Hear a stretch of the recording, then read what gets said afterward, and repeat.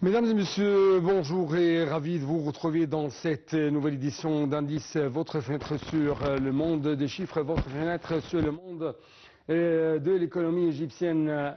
Qu'attendent donc les Égyptiens du nouveau gouvernement égyptien du point de vue économique, du point de vue socio-économique? C'est la grande question qu'on a aujourd'hui. Significance of continuation of Decent Life Initiative and women empowerment in various domains. Madbouli pointed out to the efforts of the Ministry of Planning and International Cooperation to minimize external debts during the past period and stated that several ministerial groups are to be formed for development of tourism, renewable energy and business sectors. He further stressed the government's keenness on implementing the National Dialogue recommendations. Concerning electricity issues, the Premier said that the government is planning to end power cuts totally by the end of the year. He also pointed out that the natural gas shipments necessary to operate electricity stations have begun to arrive. Madbouli also stressed that the reducing of internal and external debts is a fundamental target for the government and mentioned that the presidential directives called for reducing imports to face foreign currency storage.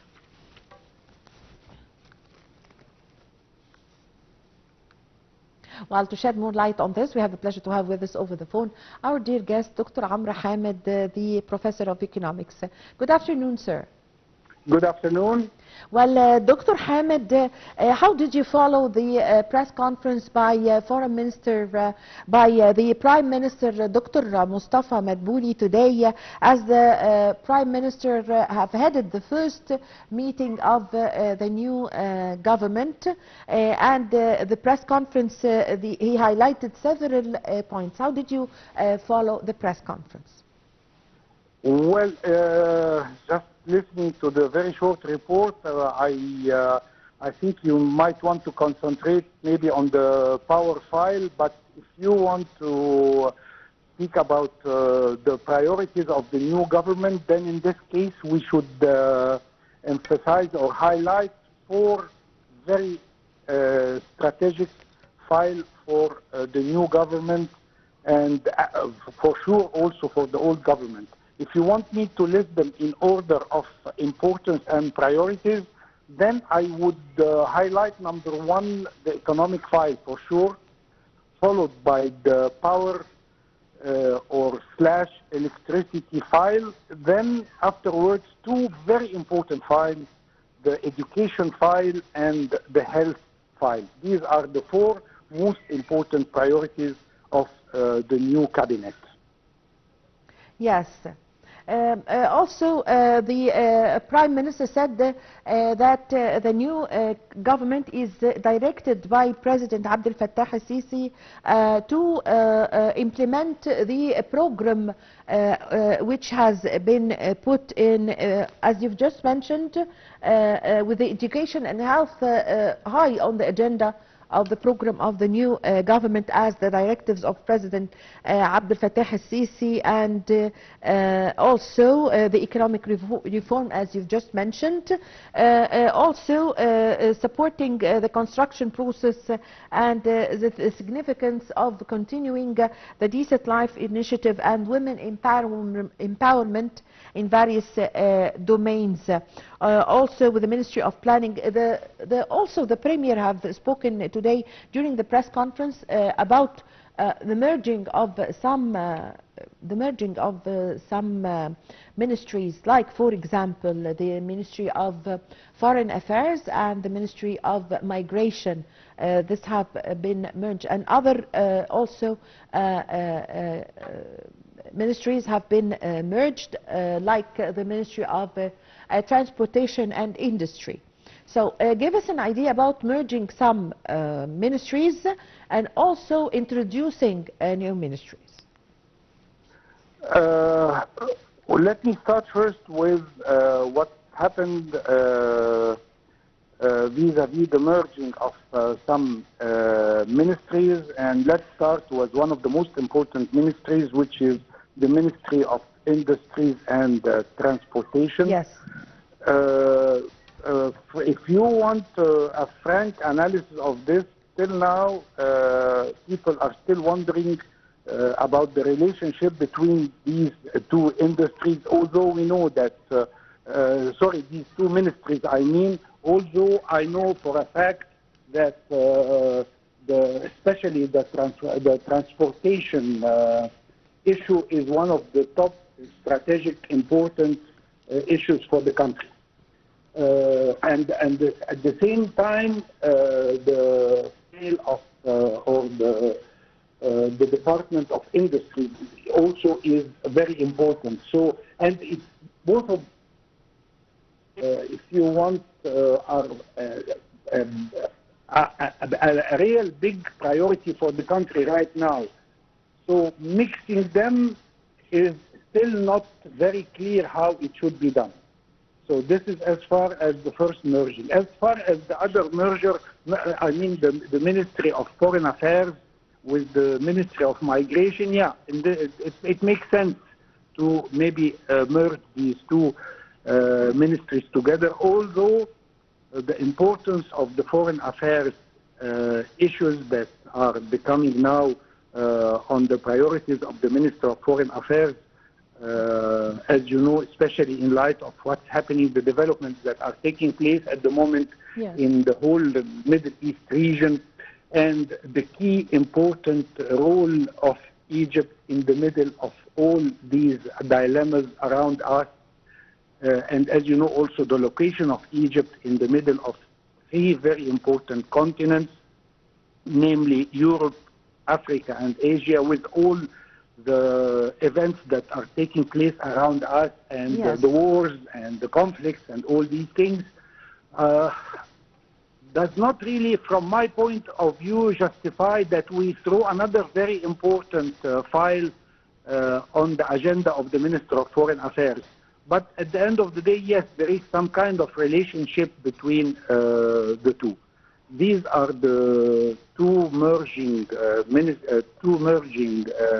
types of ministries that I can think of. Yes, and there is another third merging also, which is merging the Ministry of Planning, Economic and Economic Development with, I think, the Ministry of International Cooperation. So this is also very much justified from my point of view also. So this is the three mergers that I can think of for the moment with the new cabinet. Yes. So what is the merging of the ministries, what is the economic effect of this? The economic effect, if you want, we have, Egypt has certain economic objectives for sure. And the main economic objective of the country is to raise the standard of living of the people in general, with special emphasis on the lower strata of the society, of the economy, and also the lower middle class. So how can you achieve this? To achieve this, there is a lot of concentration on economic activities, namely how to create new sustained jobs for the Egyptian population.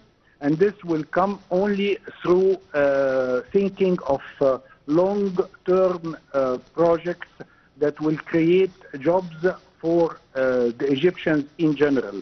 So this is for sure priority number one for the new cabinet.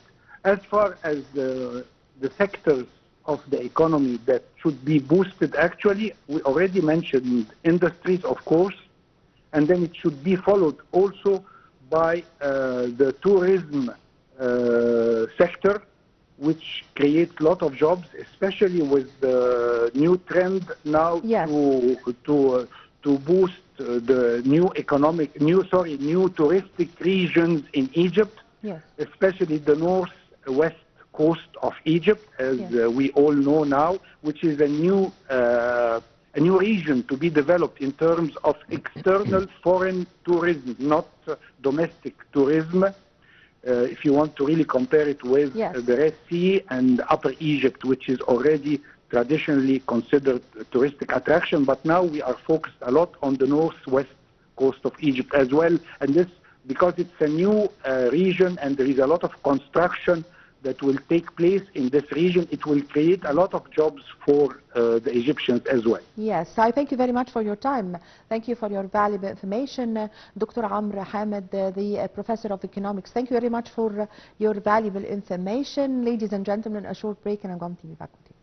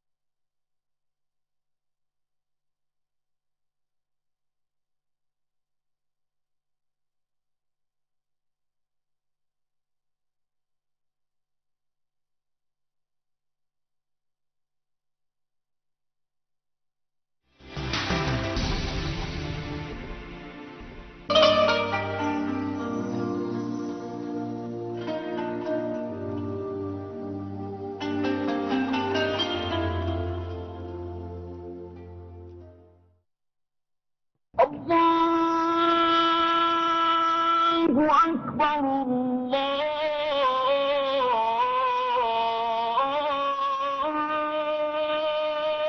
الله أكبر